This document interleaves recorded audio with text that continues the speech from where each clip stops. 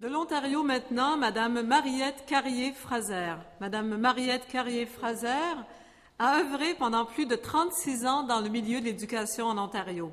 En tant que sous-ministre adjointe responsable de l'éducation en langue française au sein du ministère de l'Éducation de 1983 à 1989 et de 1993 à 1997, elle a travaillé sans relâche et avec conviction afin de s'assurer que les droits des francophones en éducation soient reconnus et respectés. Elle a contribué à l'élaboration de maints projets de loi, dont celui ayant mené à la création en 1998 de 12 conseils scolaires de langue française sur tout le territoire ontarien, confiant ainsi aux francophones la pleine gestion de leurs écoles. En 1995, Mme Carrier-Fraser a participé à la mise sur pied de 2 institutions postsecondaires, le Collège Boréal et le Collège des Grands Lacs, pour les communautés francophones du Nord et du Sud de l'Ontario. Toujours très impliquée dans la collectivité francophone, elle est présidente ou membre d'un grand nombre d'organismes communautaires. En 2006, elle était élue présidente de l'Assemblée de la francophonie de l'Ontario, l'organisme porte-parole des Franco-Ontariens. Parmi les nombreuses réalisations de cet organisme, de l'association, sous sa direction, il faut souligner la proclamation en 2010 de la Journée des Franco-Ontariens. En 2007, Mme Carrier-Fraser était nommée membre honoraire de l'Association canadienne de l'éducation de langue française et membre de la Compagnie des centres associés francophones, et elle obtient le grade de chevalier de l'Ordre de la Pléiade, conféré par l'Assemblée parlementaire de la francophonie.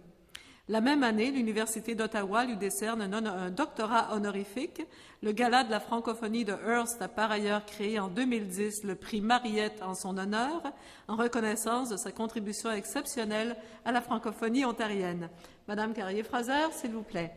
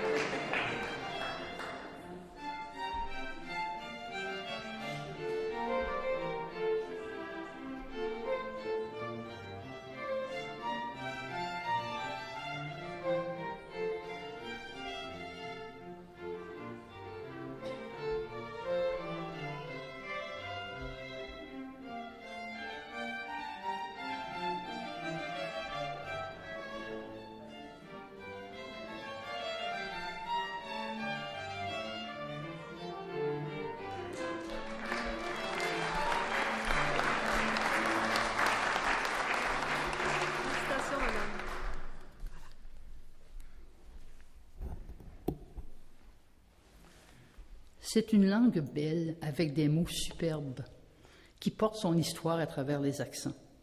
Elle a jeté des ponts par-dessus l'Atlantique. Et comme une hirondelle au printemps des musiques, elle revient nous chanter ses peines et ses espoirs.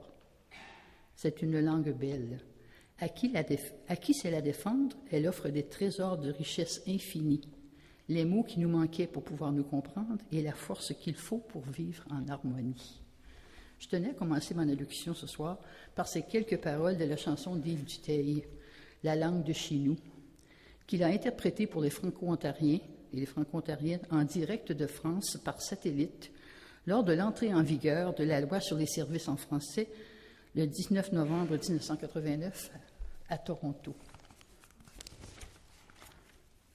Je ne ferai pas les salutations d'usage parce qu'on les a déjà faites. Je vais simplement vous englober dans une seule expression, chers amis de la francophonie.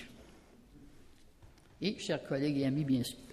Je suis très honorée, mais surtout très fière et très touchée de recevoir l'Ordre des francophones d'Amérique et je remercie du fond du cœur le Conseil supérieur de la langue française pour l'honneur qu'il me confère aujourd'hui.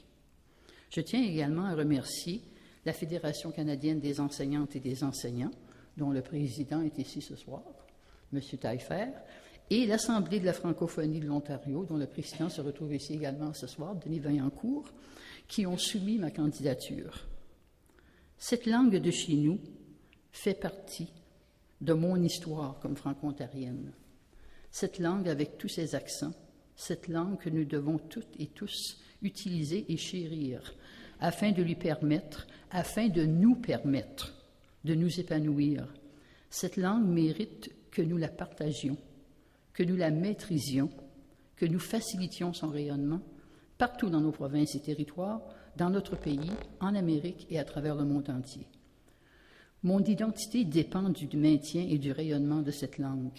Et que de luttes j'ai dû livrer quotidiennement et sans relâche pendant toute ma vie professionnelle et comme bénévole au sein de multiples organismes et institutions. Et que de remerciements je dois à toutes les Franco-Ontariennes et tous les Franco-Ontariens qui ont lutté avec moi, avant moi, et qui luttent toujours, avec vigueur, engagement, conviction, enthousiasme et ténacité et persévérance sûrement. Merci à toute une communauté qui a toujours cheminé avec moi. Ces luttes, ce combat de tous les jours ont été essentiels pour obtenir nos écoles de langue française et aussi le mot d'ordre est nos écoles de langue française, nos collèges communautaires francophones, un plus grand nombre de programmes universitaires en français, nos 12 conseils scolaires, nos services gouvernementaux en français, un meilleur accès à nos services de santé, notre chaîne de télévision éducative, notre commissaire aux services en français, et j'en passe, parce que je serai ici toute la soirée. Mais toutes les victoires ont été nombreuses, mais à quel prix? Mais toute victoire sans combat, sans engagement personnel, sans prise de risque, ne saurait être une victoire. Corneille l'a bien dit d'ailleurs dans le Cid, « À vaincre sans péril, on triomphe sans gloire ». Ces luttes pour garder ma langue et pouvoir m'en servir, je les ai menées pour moi en tant que citoyenne, pour la communauté franco-ontarienne, dans toute sa diversité, pour mes 2 filles et mes 2 petits-enfants. Nos luttes quotidiennes ne cesseront jamais, et je dis nos luttes, car ce sont les luttes de toute une communauté francophone. Il nous faudra toujours être vigilants, car nous ne pouvons jamais prendre notre langue et notre identité comme des acquis, surtout lorsque la langue de la majorité en Amérique est tellement puissante. Ensemble, nous pouvons garder notre langue visible, vivante et même triomphante. Et je répète, ensemble, grâce à nos efforts collectifs, et cela comprend la société québécoise. En effet, le Québec restera toujours le foyer de la francophonie en Amérique. Et nous, vivant en situation minoritaire, comptons sur cette société et son gouvernement pour nous appuyer et nous accompagner dans nos luttes et célébrer avec nous nos victoires.